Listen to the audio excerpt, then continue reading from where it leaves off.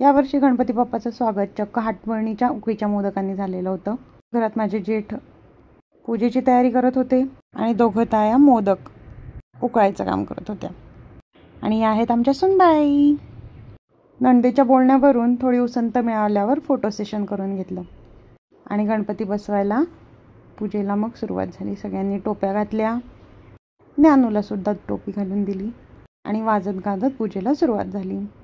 आणि मग वेळ होती श्रींच्या आगमनाची।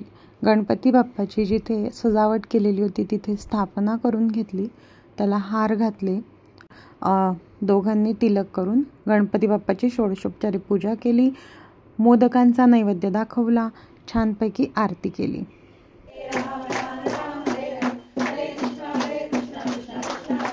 पर्सनल फोटोज आणि ग्रुप फोटोज काढून नंतर आम्ही जेवण केलं। Thanks for watching, bye.